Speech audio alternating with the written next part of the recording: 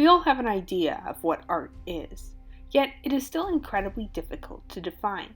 There are three main ways to define and consider art, and all art holds aspects of these definitions.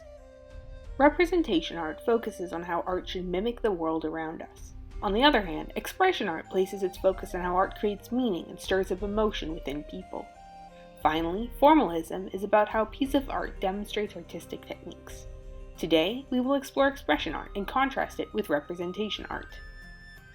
Expression art was particularly popular in the 1800s and 1900s, and the word expressionism only really came into use in the early 1900s in Germany. Although this art form became popular in the last few decades, its birth can be traced back to Aristotle. He lived from 384 BC to 322 BC.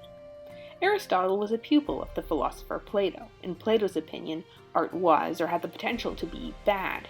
Plato, being the one who defined representation art initially, felt that art should be an imitation of the world around us, which, in turn, would imitate higher forms. These forms, very basically, were the ideal of every object.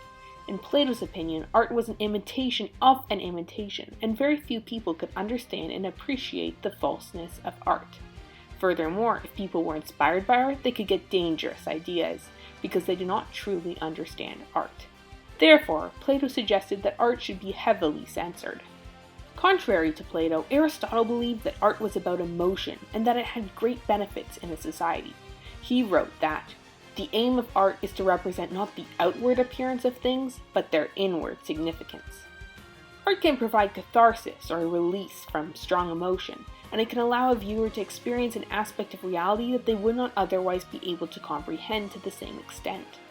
In this way, tragedies were very important to Aristotle, because they enabled the viewer to feel a pain that they may not experience otherwise.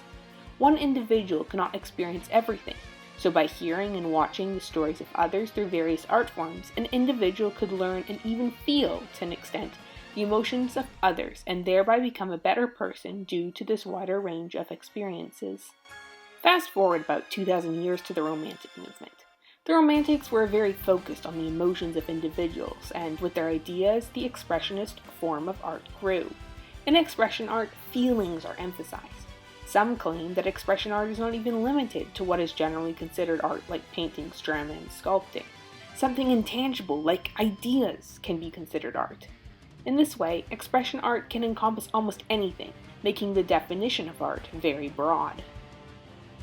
Another aspect of expression art is the art piece's ability to tell a story, or to tell the viewer something about human nature.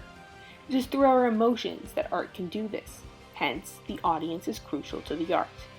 Now, here comes the conundrum. If the audience experiences something different than the artist intended, or different than the artist felt while creating the piece of art, has the artist failed?